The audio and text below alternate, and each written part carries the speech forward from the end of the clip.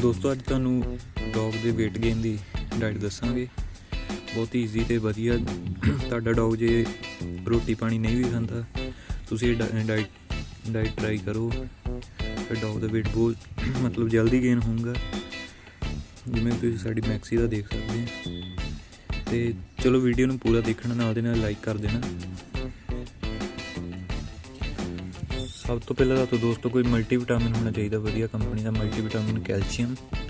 जिदा कि मेरे को कंपनी दे दो मल्टीविटामिन कैल्शियम जरूर अपने डॉग से ट्राई करो। उन्होंने डेली 2-3 टाइम जरूर दवो। आ कंपनी मेरे को मल्टीविटामिन ते कैल्शियम है। तो अज आप ट्राई करांगे स्मार्ट हार्ट की ग्रेवी, जो कि प्योर मीट तो होंगी है, रियल चिकन।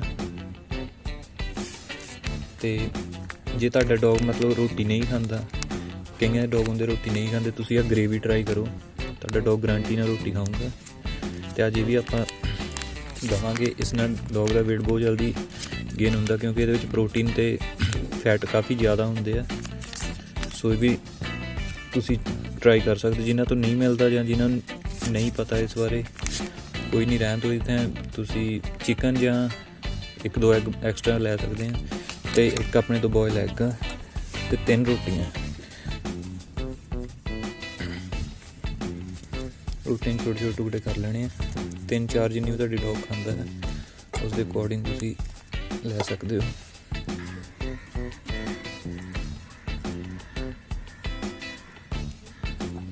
रोटी तो तुसीं राइस भी यूज़ कर सकते हो। जो तुहाडा डॉग राइस खाता है उसमें डाइजैसट होंदी है, तुसीं राइस भी यूज़ कर सकते हो, या किसी भी कंपनी की कोई भी फीड यूज़ कर सकते हो। जेड़े बंदे फीड नहीं अफोर्ड कर सकते वो ये डाइट जरूर ट्राई करो।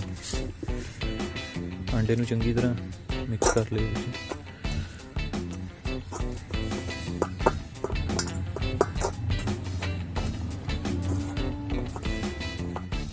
चंगी तरह आंडे नूं मिक्स कर लेना है।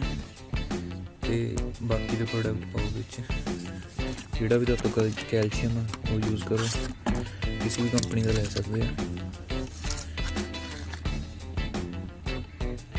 1 चम्मच बस।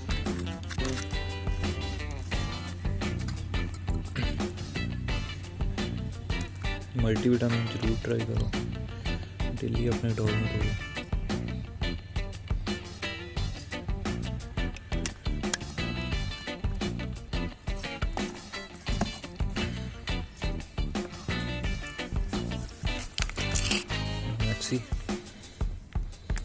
ग्रेवी किसी भी कंपनी यूज़ कर सकते हैं, मेरे को स्मार्ट हार्ट दी है।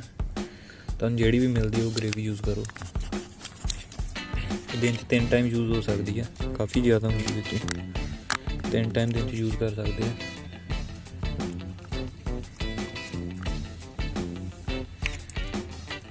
इस तरह चिकन के पीस होंगे हैं, इन चंगी तरह मिक्स कर लेना। भी तुसीं दही ऐड कर सकते हो, किसी भी कंपनी की फीड ऐड कर सकते हो। फिलहाल मैं इन्ना कुछ ही दिंदा होंदा है, बाकी चेंज करता रहना होंदा मैं टाइम टू टाइम।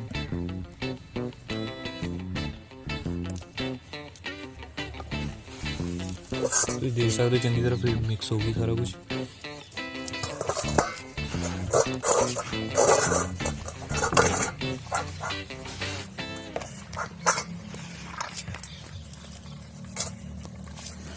इस डाइट ने दिनों में डॉग का वेट काफ़ी ज़्यादा गेन होगा, जिदा तुम मैक्सी का देख ही सकते हैं।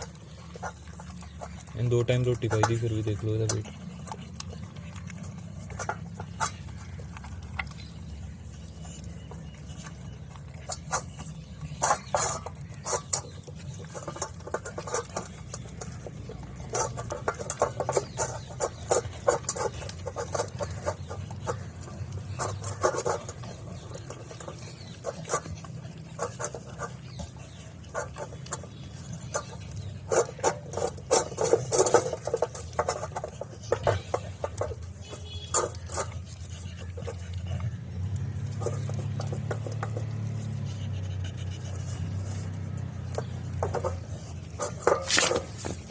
Regular.